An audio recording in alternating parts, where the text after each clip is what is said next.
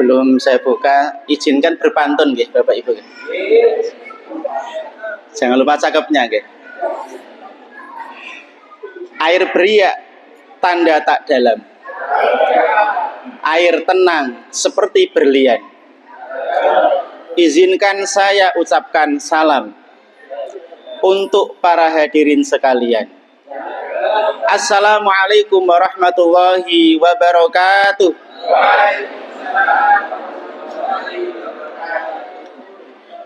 Alhamdulillahi rabbil alamin.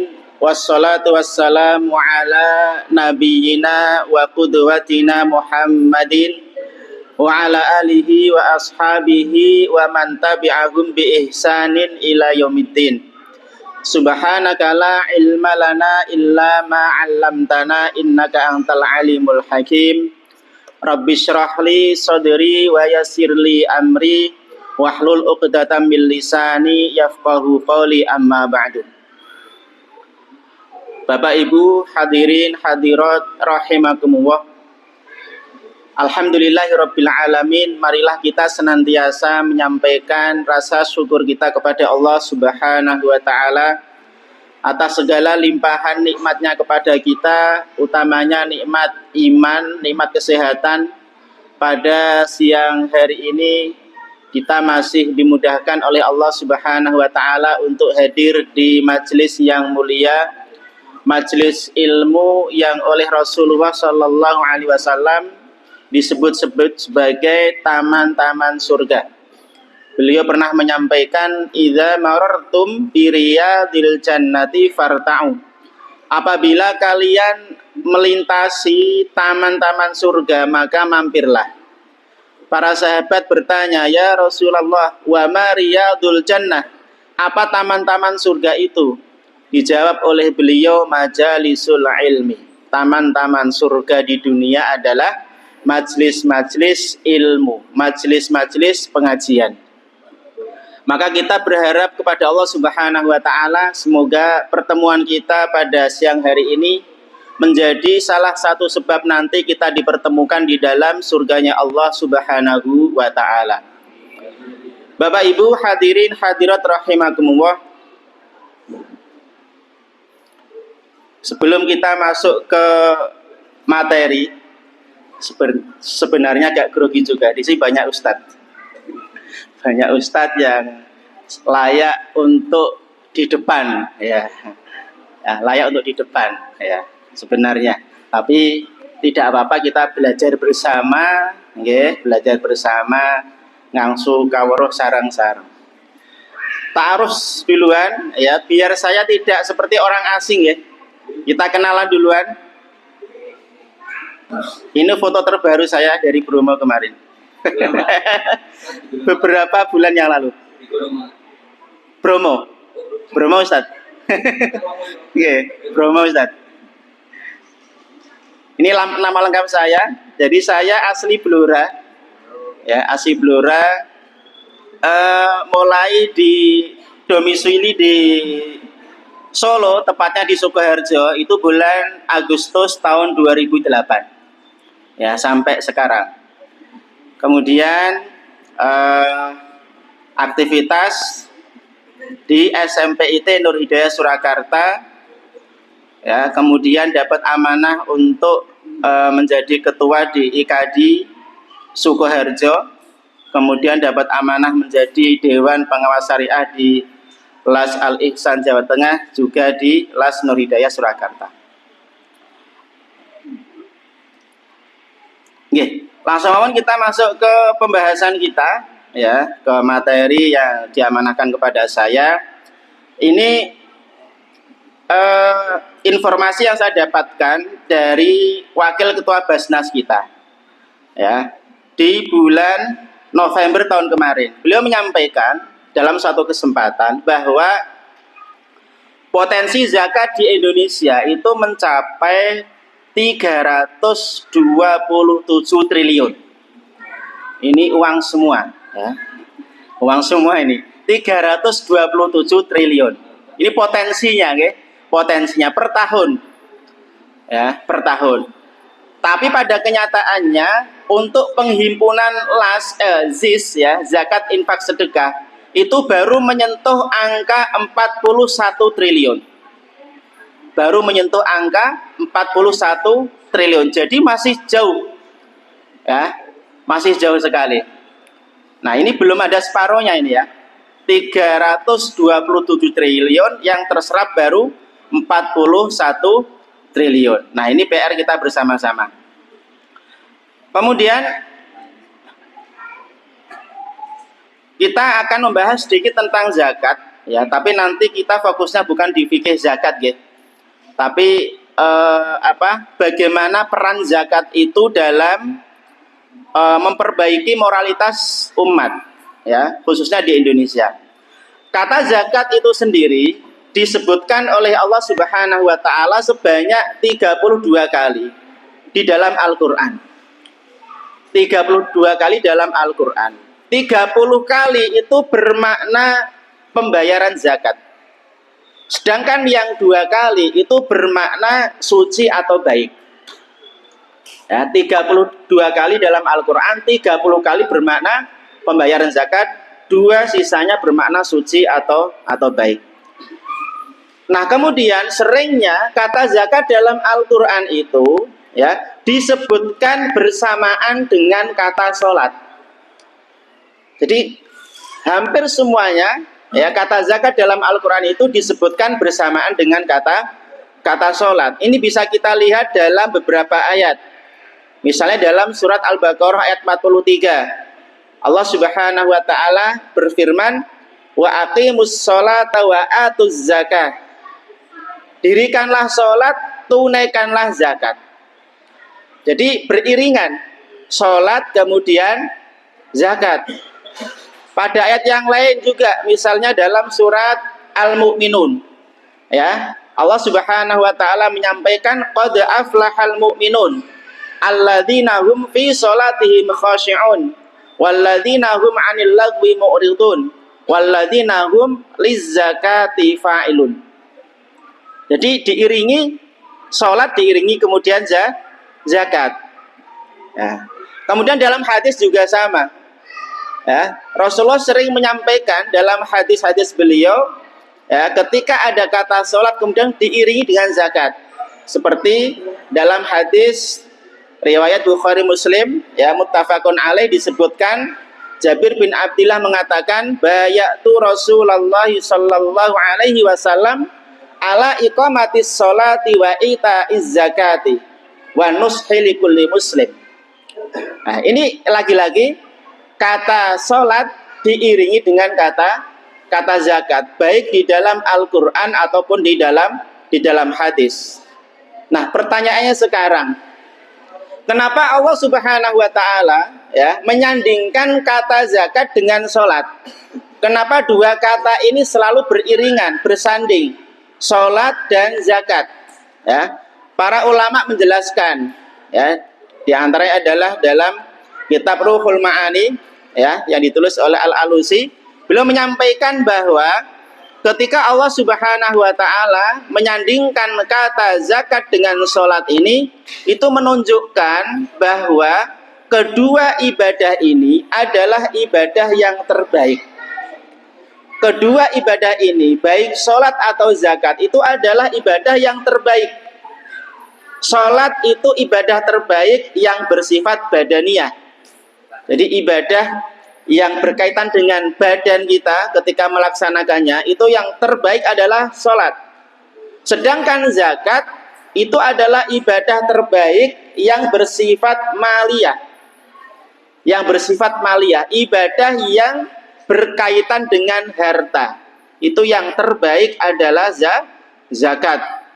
Maka 2 kata ini, sholat dan zakat, sering disebutkan oleh Allah Subhanahu wa taala secara beriringan. Nah, Bapak Ibu yang dirahmati Allah Subhanahu wa taala. Nah, maka dalam sejarah kita pernah membaca di awal-awal pemerintahan Abu Bakar As-Siddiq, itu ujian yang pertama kali ya dialami oleh Abu Bakar di awal pemerintahannya, itu adalah ada sebagian umat Islam yang mangkir, tidak mau bayar zakat. Di awal-awal pemerintahan Abu Bakar As-Siddiq. Nah, mereka meyakini bahwa kewajiban zakat itu sudah gugur bersamaan dengan wafatnya Rasulullah Shallallahu Alaihi Wasallam. Maka kemudian Abu Bakar memerangi mereka, memerangi mereka sampai kemudian beliau menyampaikan, seandainya orang-orang itu tidak mau menyerahkan seutas tali yang dulu diserahkan kepada Rasulullah, kok sekarang tidak menyerahkannya kepada saya, kepada kami, maka aku akan perangi mereka. Karena zakat dan sholat itu sama-sama menjadi rukun Islam, maka tidak boleh dibeda-bedakan. Ini sering disebutkan di dalam Al-Quran secara bersamaan. Kemudian definisinya, ini nggak perlu berpanjang lebar definisinya, bahwa zakat itu secara bahasa adalah berkembang, berkah, banyak kebaikan. Kemudian secara istilah, ini dari berbagai macam mazhab, saya rasa nggak perlu kita bahas secara mendalam, terkait dengan definisi ini. Kemudian apa hikmah di balik zakat itu? Hikmahnya ini disebutkan oleh Syekh Wahbah Az-Zuhaili dalam kitabnya Al-Fiqh Al-Islami wa Adillatuhu. Beliau menyampaikan bahwa hikmah dari zakat itu yang pertama adalah membentengi dan bisa menjaga harta. Nanti kita akan bahas ini agak detail di peran zakat dalam masalah ekonomi dan sosial. Jadi bisa membentengi dan menjaga harta. Ini yang pertama. Ini selaras dengan sabda Rasulullah Shallallahu Alaihi Wasallam dalam sebuah hadis riwayat Imam Tabrani. Beliau menyampaikan, hasilu amwalakum bizzakah. Jagalah harta kalian itu dengan zakat. Dengan kita mengeluarkan zakat, maka itu hakikatnya adalah sebagai bentuk penjagaan, perlindungan untuk harta yang kita miliki. Kemudian yang kedua, zakat itu adalah sebagai bantuan untuk orang fakir. Sebagai bantuan untuk orang fakir. Dalam sebuah hadis disebutkan bahwasanya Rasulullah SAW menyampaikan, sesungguhnya Allah itu mewajibkan kepada orang-orang muslim yang kaya terhadap harta mereka sesuai dengan kadar yang bisa mencukupi orang-orang muslim yang fakir. Karena zakat itu kan diambil dari harta orang-orang yang kaya yang sudah wajib zakat, dibagikan kepada orang-orang miskin juga dari kalangan umat Islam. Orang-orang fakir tidak akan menderita ketika mereka lapar atau telanjang kecuali karena perbuatan orang kaya. Ketahuilah sesungguhnya Allah akan menghisab mereka dengan keras dan menyiksa mereka dengan siksaan yang pedih. Yang kedua, yang ketiga, bahwa zakat itu bisa membersihkan penyakit bakhil.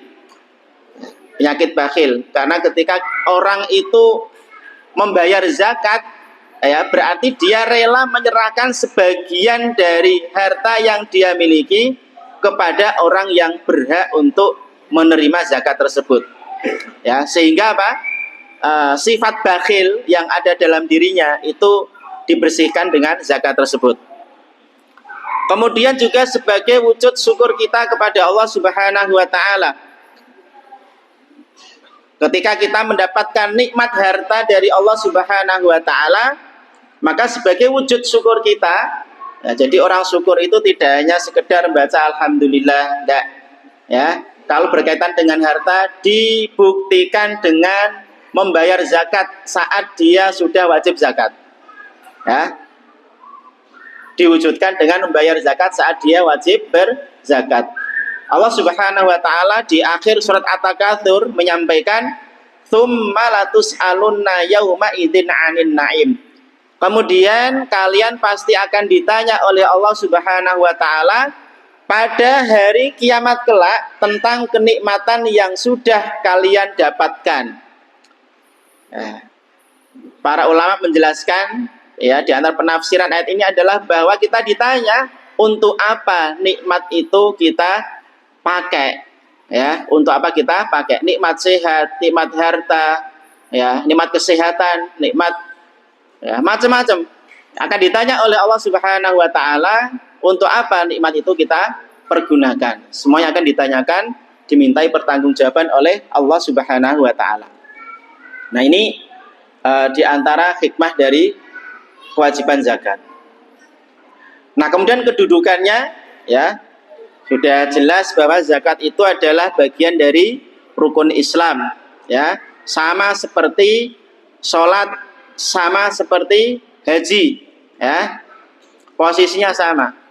Kemudian ketika zakat itu menjadi kewajiban bagi orang yang sudah wajib zakat, ya, kok ada orang yang enggan untuk membayar zakat, maka Allah Subhanahu wa taala sudah menyiapkan sanksi khusus bagi orang-orang yang mangkir zakat, bagi orang-orang yang tidak mau bayar zakat. Di antaranya yang disiapkan oleh Allah adalah siksaan yang pedih, adzabun alim. Disampaikan oleh Allah dalam surat At-Taubah ayat 34, walladzina yaknizuna adz-dzahaba wal fiddah wa la yunfiqunaha fi sabilillah fabasyirhum bi'adzabin alim. Orang-orang yang menyimpan emas dan perak tetapi tidak menginfakannya di jalan Allah, maka berikanlah kabar gembira kepada mereka itu, ya, bahwa mereka akan mendapatkan azab yang pedih dari Allah Subhanahu wa taala. Kemudian yang kedua, ya, Allah juga menyiapkan batu yang dipanaskan kemudian ditusukkan kepada orang yang tidak mau bayar zakat, ya, ditusukkan ketika sudah dipanaskan dengan api neraka jahanam, maka batu itu, mohon maaf, diletakkan di puting susunya, kemudian dari punggungnya, dari pundaknya bergerak-gerak, ya, atau sebaliknya diletakkan di ujung tulang pundak, kemudian dari puting susunya bergerak-gerak. Ini saking dahsyatnya azab yang diberikan oleh Allah Subhanahu wa taala kepada orang yang mangkir tidak mau bayar zakat.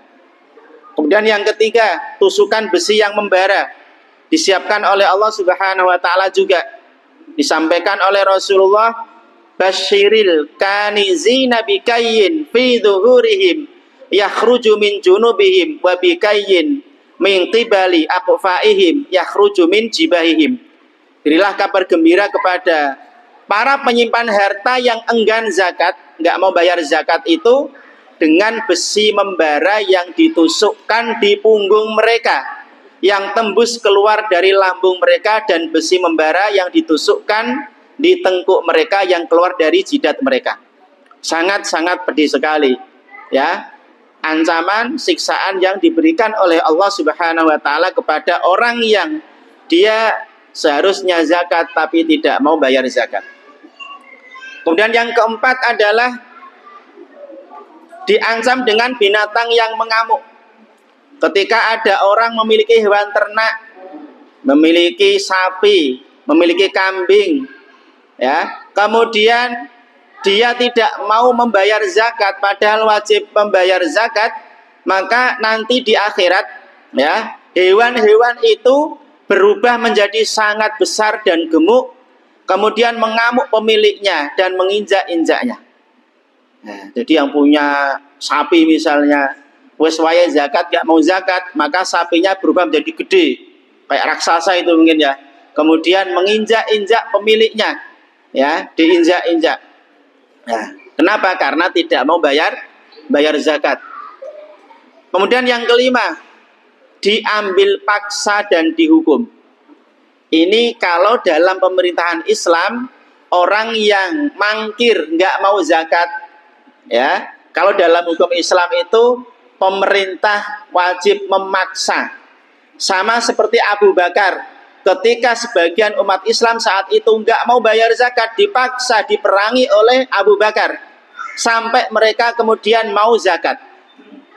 Ya, karena ayatnya itu pakai perintah khud min amwalihim, ambillah, ya, sebagian harta mereka.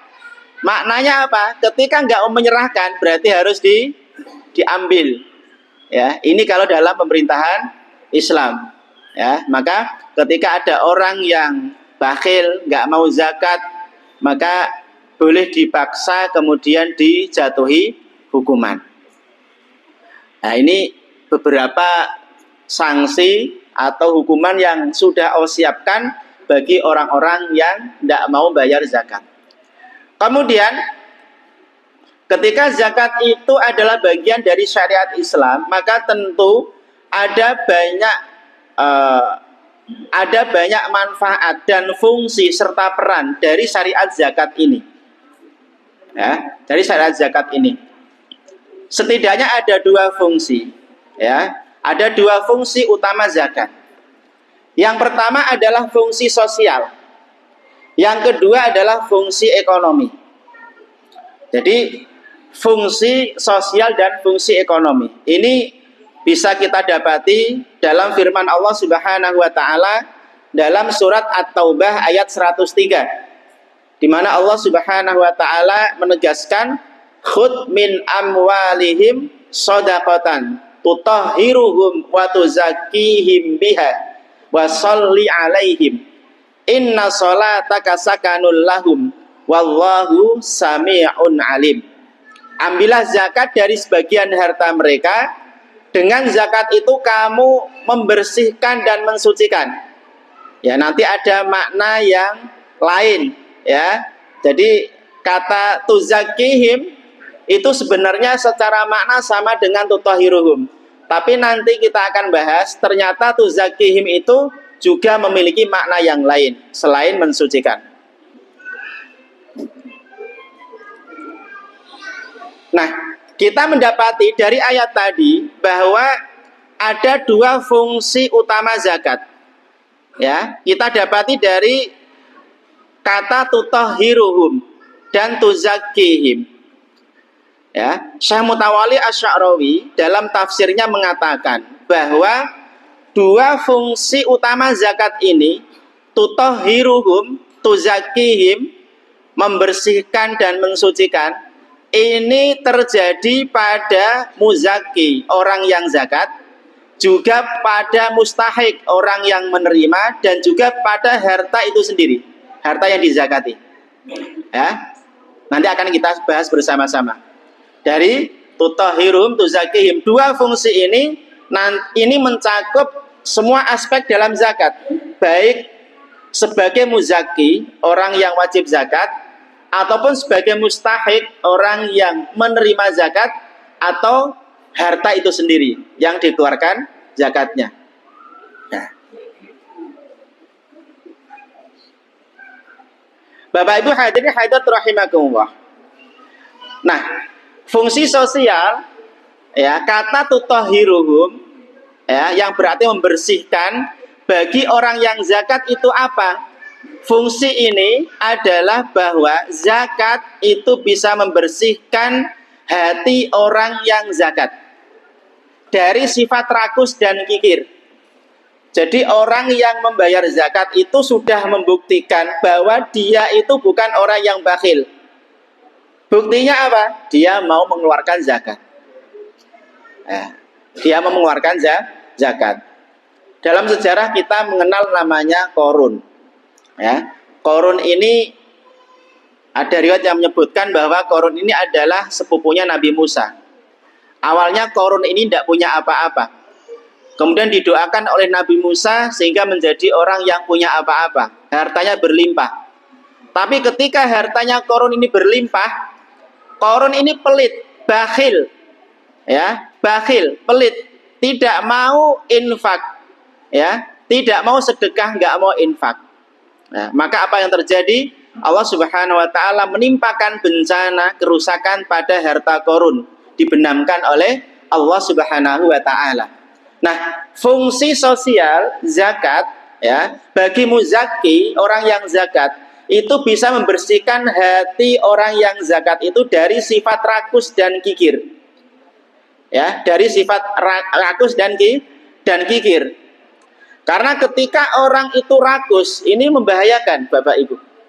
Orang itu kalau rakus ini berbahaya. Ya, berbahaya.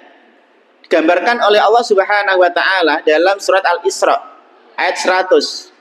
Allah menyampaikan, "Qul law antum tamlikuna khazainata rahmati rabbi idzal la amsaktum khasyatal infaq wa kanal insanu qatura." Katakanlah wahai Muhammad, kalau seandainya kamu menguasai perbendaharaan rahmat Tuhanku, niscaya perbendaharaan itu kamu tahan karena takut membelanjakannya, dan adalah manusia itu yang sangat kikir. Nah, ini bahayanya kalau orang rakus, ya. Karena orang itu kalau cinta harta itu adalah pangkal dari semua kerusakan. Rasulullah sendiri menggambarkan harta itu sebagai sesuatu yang hijau, nyaman dilihat.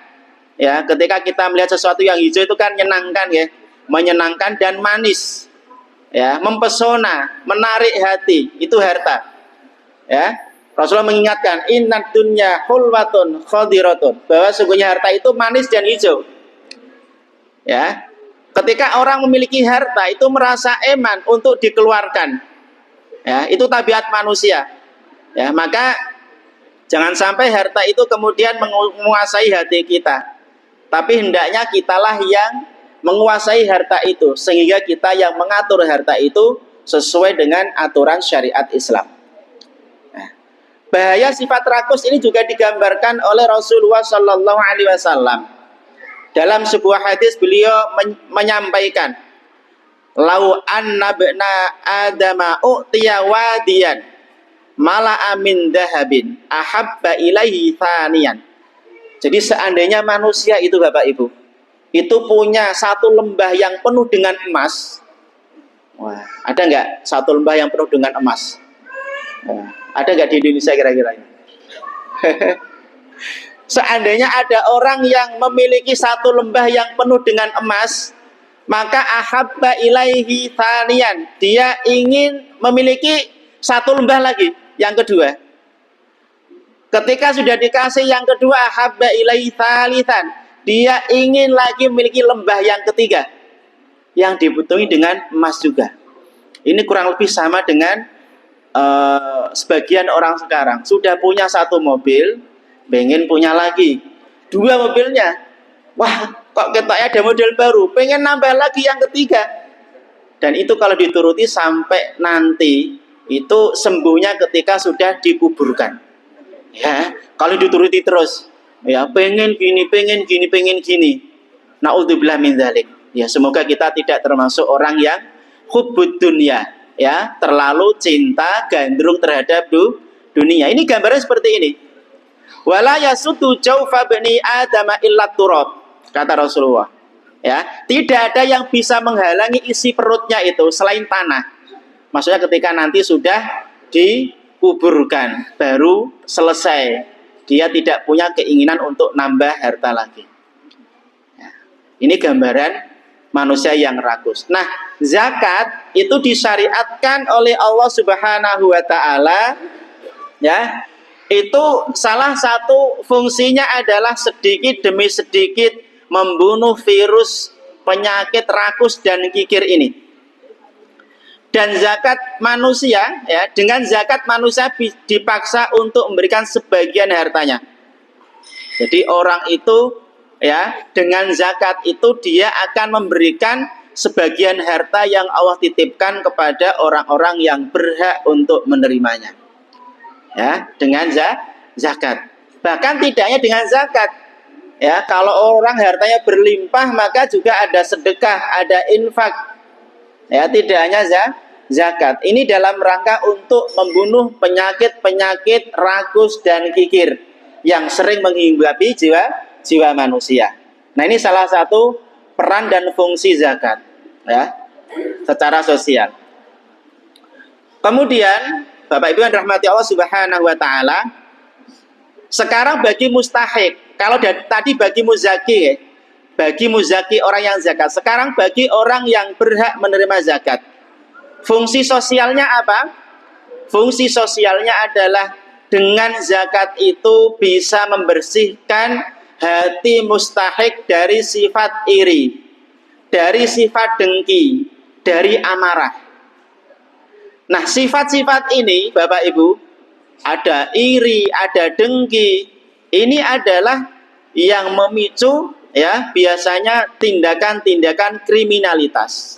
Disebabkan karena sifat-sifat ini, ada iri, ada dengki dan lain sebagainya, karena tingginya kesenjangan. Ya, kesenjangan antara satu orang dengan yang lain. Akibat ya, orang-orang yang kaya tidak mau mengeluarkan zakatnya, sehingga apa? Mustahik, orang fakir, miskin dan yang lain, dalam hatinya ada benih-benih sifat iri, benih-benih sifat dengki, yang kalau tidak bisa dikelola dengan baik, bisa menimbulkan perilaku atau tindakan kriminalitas. Nah, ini yang berbahaya. Nah, maka Bapak Ibu yang dirahmati Allah Subhanahu wa taala, dengan adanya zakat ini secara tidak langsung berfungsi untuk menurunkan potensi terjadinya tindakan kriminalitas. Nah, ini selaras dengan apa yang disampaikan oleh Rasulullah Sallallahu Alaihi Wasallam, ya, hasinu amwalakum bizzakah. Ya, ketika orang-orang kaya itu nggak mau zakat, maka ada potensi hartanya itu dirampas secara paksa oleh orang-orang yang berhak. Entah itu dicuri, entah itu dirampok, ya, ada potensi yang besar ke sana. Maka dengan zakat itu, ya, maka secara tidak langsung bisa menjaga hartanya. Hasinu amwalakum bizzakah, jagalah harta kalian dengan zakat. Ya, jagalah harta kalian dengan zakat. Ketika orang-orang yang wajib zakat, orang-orang kaya itu sudah taat zakat, maka orang-orang yang berhak mendapatkan zakat, menerima zakat, maka hatinya itu dijauhkan dari sifat iri, dijauhkan dari sifat dengki. Dan biasanya manusia itu cenderung mencintai orang yang berbuat baik padanya. Nah, misalnya ada si A menyerahkan zakatnya kepada si B. Si B ini orang yang tidak mampu, orang miskin. Maka si B ini dia akan selamat dari tadi sifat iri, sifat dengki. Ya, sehingga apa? Si B ini suka pada si A. Karena kecenderungan tabiat manusia itu dia akan menyukai, mencintai orang yang berbuat baik kepadanya. Ya, orang yang berbuat baik kepadanya dan membenci orang yang berbuat jelek kepadanya. Ya, ada orang yang rutin ngasih sembako pada seseorang, maka yang dikasih itu otomatis senang pada yang ngasih. Ya, nggak mungkin. Tapi ketika orang yang dia seharusnya mengeluarkan zakatnya kok tidak mau berbagi, nggak mau zakat, sedekah juga tidak mau, maka ini bisa menimbulkan perasaan iri dan dengki dari orang-orang yang berhak untuk menerima zakat. Ya, maka Bapak Ibu yang rahmati Allah Subhanahu wa taala, di antara fungsi sosial ya dari zakat bagi mustahik itu adalah membersihkan hatinya dari sifat iri dan dengki. Kemudian fungsi sosial bagi harta itu sendiri. Nah, bagi harta itu sendiri. Menurut Syekh Asy-Sya'rawi, penambahan harta yang diperoleh oleh seseorang itu terkadang di dalamnya ada hal-hal yang bersifat syubhat. Syubhat itu ya belum jelas halal haramnya. Misalnya ada seorang pemilik hewan ternak, ya buaya. Boleh jadi hewan ternaknya itu makan rumput di lahan orang lain, meskipun hanya sesekali. Atau seorang pedagang, pebisnis, bisa jadi pedagang ini ketika menawarkan dagangannya itu dengan cara-cara yang tidak sesuai dengan aturan Islam, ya, tidak sesuai dengan aturan Islam, ya, maka berarti dalam hartanya itu ada ya hal-hal yang tidak 100% halal, ya, maka Caranya bagaimana untuk membersihkannya? Disampaikan oleh Rasulullah Shallallahu Alaihi Wasallam dalam sebuah hadis, ya ma'syarat tujar, wahai para pedagang, ya, wahai para pebisnis, inna hadzal bai'a, sesungguhnya jual beli ini, yahduruhul lagwu wal halifu, ya, disertai dengan perbuatan sia-sia dan sumpah. Banyak pedagang kadang ketika menawarkan dagangannya itu dengan sumpah. Sumpah, tadi sudah ada yang nawar 300.000, enggak saya kasih. Padahal belum ada yang nawar. Nah, dengan sumpah. Atau dengan, ya, dengan perbuatan-perbuatan yang lain yang itu tidak dibenarkan dalam syariat Islam. Maka kata Rasulullah, fasyubuhu bis shadaqah. Maka bersihkanlah ia dengan sedekah, bersihkanlah dengan zakat. Maka fungsi dari zakat itu, ya, fungsi dari zakat itu bagi harta itu adalah bisa membersihkan harta tersebut dari barang-barang yang syubhat dengan cara sedekah, dengan cara zakat, ya, dengan cara sedekah, dengan cara zakat. Karena ketika harta itu tidak dikeluarkan zakatnya, ya, padahal sudah wajib zakat, maka di dalam harta itu ada kotorannya. Ada kotorannya. Disebutkan oleh Rasulullah, inna hadhi shadaqata innama hiya awsakhun nas. Sesungguhnya zakat ini adalah kotoran harta manusia. Ya, jadi zakat itu adalah harta kotoran manusia. Maka kotoran itu harus dikeluarkan. Namanya kotoran harus dikeluarkan. Ya, harus dikeluarkan. Kita saja kalau nggak bisa buang kotoran, ya, itu harus dikeluarkan dengan paksa. Ya, dengan paksa. Sama, ya. Harta itu kalau sudah waktunya zakat, kok tidak dikeluarkan zakatnya, maka harus dipaksa dikeluarkan. Biar harta itu tidak mengandung kotoran. Biar harta itu bersih, ya, tidak mengandung kotoran lagi. Tapi ketika harta itu tidak dikeluarkan zakatnya, maka inilah yang bisa mendatangkan kerusakan pada harta tersebut. Sama seperti yang menimpa Qarun ketika tidak mau sedekah, nggak mau infak, dirusak oleh Allah Subhanahu wa taala, dibenamkan hartanya oleh Allah Subhanahu wa taala. Ya, disebutkan dalam sebuah riwayat hadis riwayat Imam Baihaqi, ma khalatatis shadaqatu malan illa ahlakathu. Tidaklah zakat yang tidak dibayarkan bercampur dengan harta lain kecuali akan merusak harta tersebut. Jadi kalau ada orang punya harta, dia sebenarnya wajib zakat, tapi tidak dikeluarkan, maka hartanya itu mengandung kotoran. Yang mana kotoran itu akan merusak harta tadi. Ya, akan merusak harta tersebut. Ya, maka, ya, ini yang harus kita waspadai. Ya, kita sebagai amil zakat misalnya, ya, lazis jateng, itu harus banyak-banyak memberikan edukasi tentang zakat ini. Ya, beberapa waktu yang lalu saya mengikuti pelatihan muamalah maliyah yang diadakan oleh DSN MUI. Itu salah satu faktor yang menyebabkan kenapa masyarakat Indonesia itu banyak yang nggak sadar zakat. Kenapa ya banyak yang enggan zakat? Boleh jadi pemicunya adalah karena mereka itu nggak mudeng zakat. Maka harus diajari, harus diedukasi. Ya, sekarang kita bisa melihat Bapak Ibu di majelis-majelis taklim jarang mubalik, jarang ustadz yang mengangkat tema zakat, itu jarang. Ya, seringnya adalah apa? Fikih, tazkiyatun nufus, tafsir, hadis, itu yang sering. Tapi tema-tema zakat, edukasi zakat itu jarang disampaikan. Ya, maka waktu itu pengurus MUI pusat dan DSN itu menghimbau agar para dai, para ustadz itu banyak-banyak sering memberikan edukasi zakat kepada masyarakat. Agar sedikit demi sedikit masyarakat itu tercerahkan pikirannya, kemudian sadar zakat.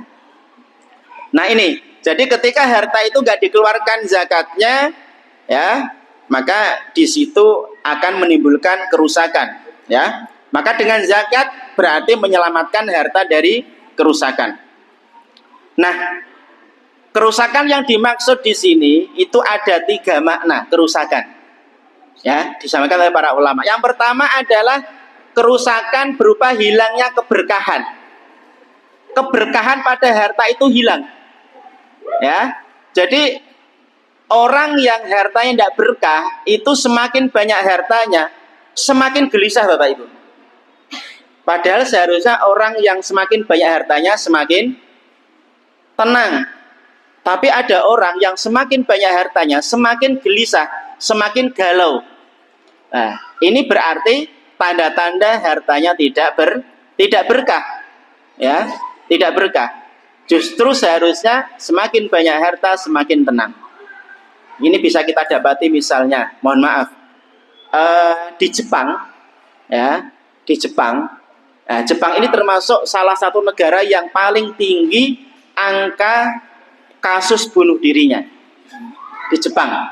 Okay. Padahal Jepang itu kita tahu sendiri negara kaya, maju, orangnya kaya-kaya, hartanya banyak. Lah kenapa kok mereka hartanya banyak, malah banyak yang bunuh diri? Ya, ketika ditanya, ya, mereka rata-rata mengatakan mereka bunuh diri itu ingin mendapatkan ketenangan. Berarti hartanya mereka selama ini itu nggak menenangkan, Bapak Ibu, membuat mereka gelisah, tidak nyaman. Maka mereka, ya, meyakini kalau sudah mati itu orang tenang. Ya, buktinya banyak orang mati nggak kembali ke rumahnya. Nyaman. Itu kata mereka. Kalau kita enggak, ya, kata mereka seperti itu. Bahkan sampai-sampai di Jepang itu ada tempat favorit untuk bunuh diri. Wah, kalau jenengan favorit untuk piknik, ya. Tapi di Jepang itu tempat favorit untuk apa? Bunuh diri. Artinya ketika orang bunuh diri di tempat itu selalu berhasil, sukses. Nah, ini gambaran harta yang nggak berkah. Banyak harta tapi malah gelisah. Nah, ini jenis kerusakan yang pertama, makna kerusakan yang pertama. Yang kedua adalah kerusakan dalam arti yang sesungguhnya. Ya, bisa jadi dengan kebakaran atau ditenggelamkan kayak punyanya Korun itu, ditenggelamkan ke perut bumi. Ya, ini juga bentuk kerusakan. Atau dicuri orang, ya, dirampok orang. Bisa jadi itu adalah peringatan dari Allah agar, ya, pemilik harta itu segera mengeluarkan zakatnya. Ya, kalau tidak Allah mengambil secara paksa melalui para perampok, melalui para pencuri atau kebakaran. Ini yang kedua. Kemudian yang ketiga adalah terjadinya bencana yang menimpa pemilik harta itu. Ini juga bentuk kerusakan. Misalnya, mohon maaf, misalnya, ya, pemilik harta yang seharusnya zakat tapi tidak zakat, ya, diuji atau ditimpa penyakit yang mana penyakit itu bisa menghabiskan hartanya. Dipakai berobat ke sana sini nggak sembuh-sembuh, sampai ke luar negeri nggak sembuh juga, akhirnya meninggal, hartanya habis. Itu juga gambaran dari kerusakan yang diakibatkan karena enggan membayar zakat. Nah, ini beberapa makna kerusakan yang ditimbulkan oleh harta yang tidak dikeluarkan zakatnya oleh pemiliknya. Kemudian Bapak Ibu yang dirahmati Allah Subhanahu wa taala. Tadi fungsi sosial, ya. Fungsi sosial zakat. Sekarang fungsi ekonomi. Fungsi ekonomi. Disebutkan ya oleh para ulama, ya, bahwa tadi saya singgung kata tutahhiruhum dan tuzakihim itu memiliki arti yang sama, mensucikan, membersihkan. Tapi kata Ar-Razi, ya, bukan Ar-Razi Hashim, ya, tapi Fakhruddin Ar-Razi, seorang mufassir, itu menyampaikan bahwa, ya, kata tuzakihim ini disambung ya, tutahhirum disambung dengan tuzakihim, artinya beriringan kata ini. Maka keduanya tidak boleh memiliki arti yang sama. Ya, tidak boleh memiliki arti yang sama. Maka ya, Sewaba Az-Zuhaili itu dalam tafsirnya Al-Munir mengatakan di antara makna tuzakihim itu adalah bahwa harta yang dikeluarkan zakatnya itu bisa berkembang dan berkah. Bisa berkembang dan berkah. Ya, meskipun secara zahirnya itu dikeluarkan zakatnya, tapi itu hakikatnya bisa berkembang dan bertambah berkah harta orang yang zakat tersebut. Ya, harta orang yang zakat tersebut. Nah, maka di antara fungsi dari zakat secara ekonomi adalah bisa mengembangkan dan menambah harta.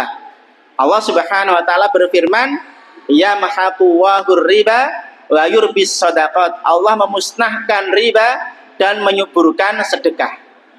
Dalam surat Al-Baqarah ayat 276. Nah, kemudian ayat ini ditafsirkan oleh Ibnu Katsir bahwa yang dimaksud dengan yurabbi, yang dimaksud dengan menyuburkan sedekah, kata Ibnu Katsir maknanya adalah katsarahu wa nammahu, bisa memperbanyak harta tersebut dan bisa mengembangkan harta tersebut. Jadi ini fungsi secara ekonomi. Jadi orang yang zakat, ya nggak ada ceritanya orang dermawan itu jatuh miskin, nggak ada Bapak Ibu. Yang ada sebaliknya, orang bakhil, metitil, ya itu ujung-ujungnya adalah kerusakan, kehancuran. Tapi kalau orang dermawan, taat zakat, sedekah, infak, maka yang ada hartanya semakin berkembang, semakin banyak. Ini bisa kita lihat dalam kisahnya Abdurrahman bin Auf, ya, di mana hartanya itu semakin banyak berlimpah. Kenapa? Karena Abdurrahman bin Auf ini meskipun kaya raya, beliau nggak lupa kepada Allah.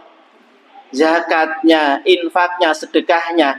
Bahkan dalam satu riwayat disebutkan seluruh penduduk Madinah dari yang paling miskin sampai yang paling kaya semuanya pernah merasakan hartanya Abdurrahman bin Auf, saking dermawannya.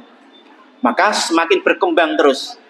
Maka ini diantara fungsi dari zakat secara ekonomi, itu bisa menumbuh kembangkan harta tersebut. Ya, tidak hanya pada harta, tapi juga bagi muzakinya, bagi mustahiknya. Nah, ini Bapak Ibu yang rahmati Allah Subhanahu wa taala. Nah, kita lanjutkan sekarang peran amil. Ya, setelah kita sekilas tentang peran amil. Peran amil itu apa dalam menghimpun zakat? Dr. Yusuf Al-Qardawi dalam kitabnya Fiqhuz Zakah itu menyampaikan bahwa Rasulullah Shallallahu Alaihi Wasallam itu dulu paling tidak pernah mengutus 25 amil, ya, ke berbagai daerah untuk menghimpun zakat. Salah satu yang paling terkenal, kita mengenal Mu'ad bin Jabal ketika diutus oleh Allah untuk berdakwah ke Yaman sekaligus untuk menghimpun zakat penduduk Yaman. Nah, jadi Rasulullah dulu itu sudah pernah mengutus 25 amil paling tidak, ya, yang ditugaskan ke berbagai macam daerah untuk mengumpulkan zakat. Nah, ini. Maka kalau saat ini kemudian kita itu menghimpun zakat, sedekah, infak, ya, maka sebenarnya kita melanjutkan tugas dari para sahabat Rasulullah Shallallahu Alaihi Wasallam. Tugas mulia seorang amil itu apa? Mereka adalah penyeru agama, fasilitator antara muzaki dan mustahik. Ini lewat amil, ya, lewat amil. Jadi jembatan antara muzaki dan mustahik ini adalah lewat amil. Ya, tugas mulia seorang amil. Ya. Ketika Allah Subhanahu wa taala menyampaikan khudh min amwalihim shadaqatan tutahhiruhum wa tuzakkihim biha. Ambillah zakat dari harta mereka guna bersihkan dan mensucikan mereka. Ya. Maka tugas mulia seorang amil, pengurus, amil zakat, las dan lain sebagainya itu adalah mereka mengingatkan, mengajak orang untuk zakat, untuk infak, untuk sedekah. Ya, mengajak-ngajak orang untuk kebaikan. Itu kalau yang kita ajak mau mengikuti ajakan kita, kirim WA ya, BC ya, kepada orang-orang yang kita anggap sudah wajib zakat. Kalaupun belum wajib zakat, infak paling tidak. Kemudian sebagian dari mereka menginfakkan hartanya lewat kita, maka berarti kita mendapatkan pahala zakat dan infak orang-orang tersebut. Ya, kita mendapatkan pahala infak dari orang-orang tersebut. Nah, ini disampaikan oleh Rasulullah dalam hadis man dalla ala khairin falahu mithlu ajri fa'ilihi. Barang siapa yang menunjukkan suatu kebaikan, maka ia mendapatkan pahala seperti pahala orang yang melakukan. Jadi kalau kita jenengan semuanya ngajak-ngajak orang, monggo infak lewat saya tidak apa-apa, zakat ya. Kemudian orang itu zakat infak melalui kita, maka kita mendapatkan pahala zakat dan infak dari orang tersebut. Nah, ini luar biasa. Kalau yang kita himpun itu misalnya 10 juta, wah berarti kita mendapatkan pahala seperti orang yang infak sebanyak itu. Ya, tanpa mengurangi pahala yang sedikit pun. Ya, mislu ajri fa'ilihi. Ya, maka kita harus pede, ya. Kita harus pede ketika ngajak-ngajak orang lain untuk kebaikan. Bapak Ibu rahmati Allah Subhanahu wa taala. Nah, maka amil itu adalah fasilitator muzaki. Wa fi amwalihim haqqul lisail wal mahrum. Dan pada harta benda mereka ada hak untuk orang miskin yang meminta dan orang miskin yang tidak meminta-minta. Mungkin karena wasilah kita Bapak Ibu, ada orang-orang miskin yang awalnya meminta-minta, ngemis-ngemis, kemudian ada orang yang zakat, kemudian diserahkan kepada orang itu, kemudian dia tidak jadi pengemis lagi. Nah, tidak jadi orang yang meminta-minta lagi. Nah, ini apa tugas seorang amil. Nah, disampaikan oleh Rasul dalam hadis yang lain, ma'amana bi man bata syab'an wa jaruhu ja'i ila jambihi wa huwa ya'lamu bih. Tidak beriman kepadaku dengan sempurna orang yang bermalam dalam kondisi kenyang sementara tetangganya kelaparan di sisinya dan ia tahu. Jadi kalau ada tetangga kita kelaparan sementara kita kenyang, ya maka tugas kita apa adalah mengenyangkan tetangga tadi. Ya. Itu artinya kalau misalnya kita bisa mengajak orang lain untuk infak, untuk zakat, kemudian disalurkan kepada orang tadi yang kelaparan, berarti kita sudah membantu orang tersebut dari kelaparan. Nah, maka kita akan mendapatkan balasan yang besar dari Allah Subhanahu wa ta'ala. Maka sekali lagi Bapak Ibu, menghimpun zakat, infak, sedekah itu adalah amalan yang mulia di sisi Allah Subhanahu wa ta'ala. Kalaupun yang kita ajak nggak mau, ya nggak apa-apa. Ya, nggak apa-apa. Kalau mau, alhamdulillah. Nggak mau, ya nggak apa-apa. Ya, tugas kita hanya mengajak pada kebaikan. Pas jam 3 kurang 1 menit, alhamdulillah selesai ya materi yang saya sampaikan. Ya. Demikian Bapak Ibu yang dirahmati Allah Subhanahu wa taala, sedikit yang bisa kami sampaikan terkait dengan bagaimana fungsi zakat dalam membangun moralitas umat. Bahwa dengan zakat, infak, sedekah itu bisa memperbaiki moralitas bangsa kita, bisa memperbaiki moralitas umat kita. Yang awalnya bakhil kikir menjadi dermawan. Yang awalnya iri dengki jadi cinta. Nah, ini dengan sarana kita. Alhamdulillah. Ada salah dan kurang mohon maaf. Aku qouli hadza wa astaghfirullah li wa lakum. Wassalamualaikum warahmatullahi wabarakatuh. Waalaikumsalam.